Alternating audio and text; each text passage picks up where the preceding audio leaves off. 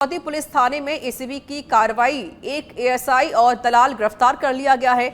50,000 की रिश्वत लेते हुए दोनों को गिरफ्तार किया गया है।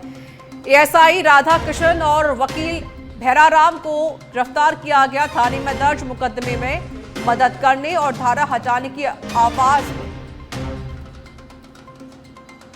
तो देखिए, धारा हटाने की एवज में रिश्वत मांगी गई थी। थाने में कार्रवाई से मचा है हड़कंप। ऑफिस और आवास पर सर्च जारी है।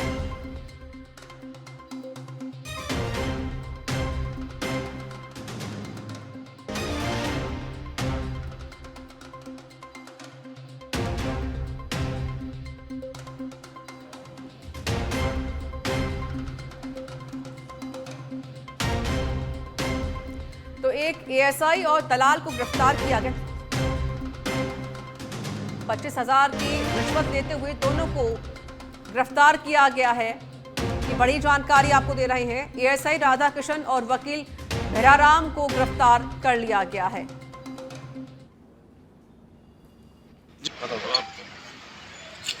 पता है सर, आज की कार्रवाई के संबंध में ट्रैप कार्रवाई की है। एक परिवादी है कानाराम करके, जो लोहावट के निवासी है। उनके खिलाफ पुलिस थाना फलौदी में एक मुकदमा धारा 354 और अन्य धाराओं में दर्ज हो रखा था, जिसके संबंध में कार्यवाहक डीजीपी डॉक्टर रवि प्रकाश मेहरा ने राज्यपाल से मुलाकात की है। राज्यपाल हरिभाऊ बागड़े से शिष्टाचार भेंट की है। राजभवन में राज्यपाल से शिष्टाचार भेंट हुई है। तो ये बड़ी जानकारी हम आपको देने बता दें कि नए कार्यवाहक डीजीपी बने हैं रवि प्रकाश, जिन्होंने राज्यपाल से मुलाकात की। राजभवन में उनकी मुलाकात हुई और ये शिष्टाचार भेंट की है। कार्यवाहक डीजीपी डॉक्टर रवि प्रकाश मेहरा ने राज्यपाल से मुलाकात की। तस्वीरें भी सामने आई। आपड़ो गांव साफ सुथरा गांव 13 जून से 13 सितंबर 2025 तक 90 दिवसीय अभियान आपड़ो गांव साफ सुथरा गांव 13 जून को केंद्रीय मंत्री भूपेंद्र यादव चेचट कोटा में शुभारंभ करेंगे। 1,20,000 नवीन घरेलू शौचालय निर्माण की घोषणा। प्रदेश के शौचालय विहीन 5,840 विद्यालयों में सामुदायिक शौचालय का निर्माण होगा। आगामी 3 माह में होंगे सभी कार्य। केंद्रीय मंत्री भूपेंद्र यादव करेंगे पॉलिथीन मुक्त राजस्थान अभियान का आह्वान।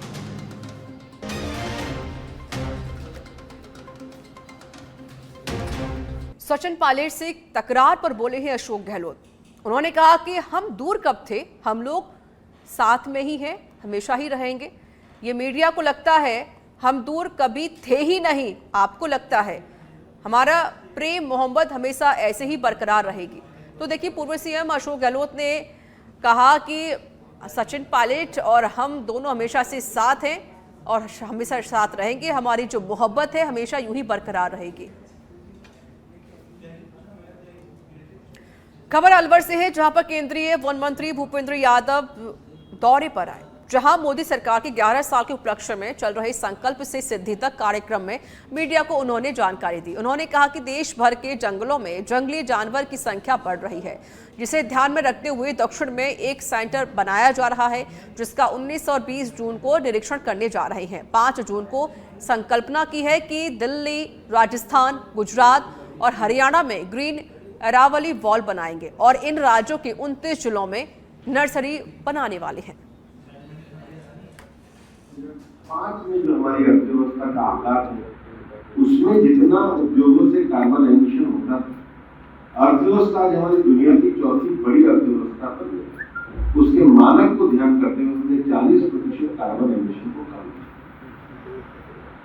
और तीसरा, जो फॉरेस्ट सर्वे ऑफ इंडिया की रिपोर्ट आई है, उसमें ये स्पष्ट रूप से ध्यान में आता है कि जितना कार्बन एमिशन को कम करने के लिए जो कार्बन स्पेस श्रिंक को बढ़ाने की बात थी, उसको भी भारत 2030 में प्राप्त है।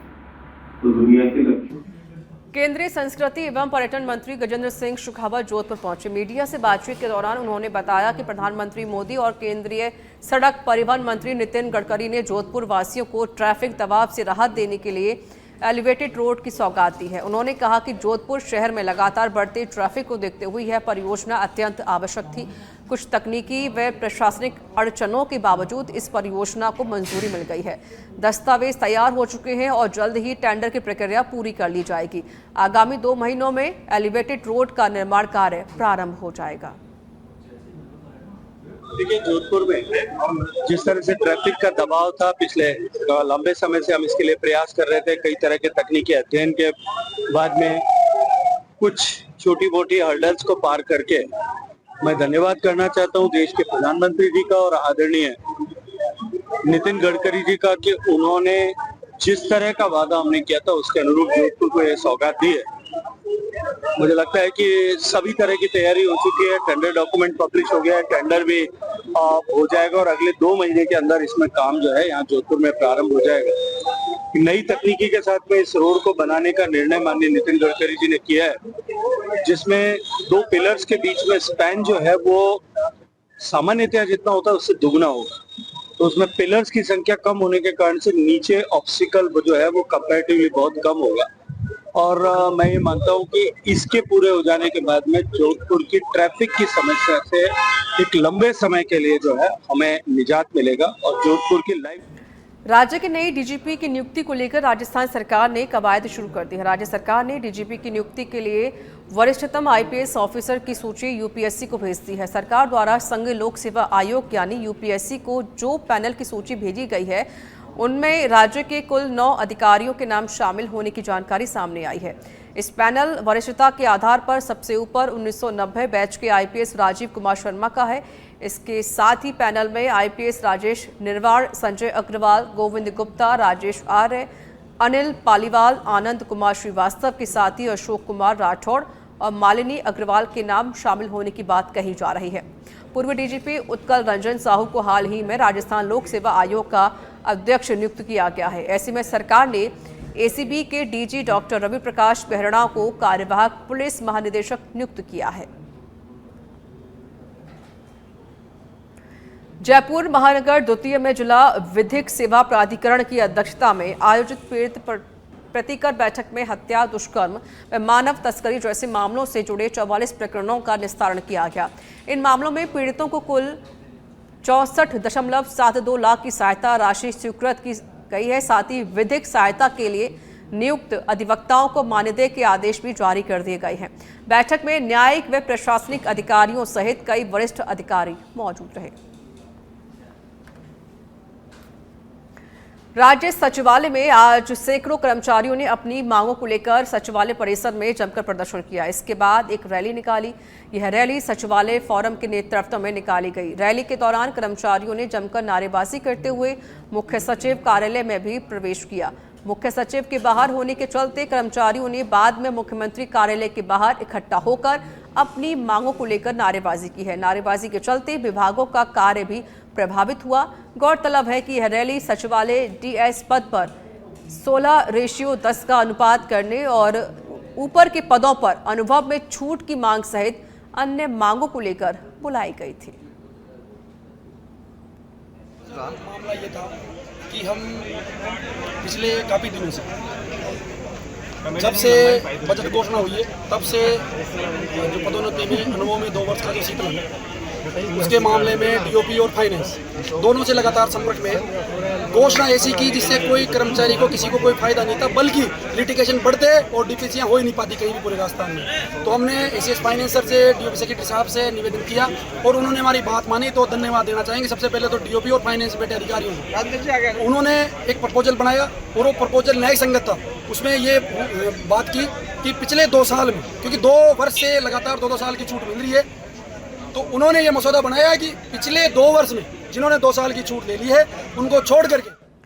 खबर पोखरण से है, जहां पर पोखरण विधायक महेंद्र प्रतापपुरी आज अलर्ट मोड पर दिखाई पड़े। उन्होंने भीषण गर्मी में आमजन को लाइट, पानी की बेहतर सुविधा मिलने को लेकर बिजली विभाग कार्यालय का निरीक्षण किया। इस दौरान उन्होंने एफआरटी कार्मिकों की कमी को लेकर अधिकारियों को कड़ी फटकार भी लगाई।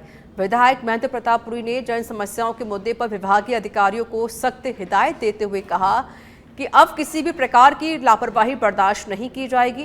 निरीक्षण के दौरान विधायक महेंद्र प्रतापपुरी के साथ नगर पालिका अध्यक्ष मनीष पुरोहित सहित कई लोग मौजूद रहे।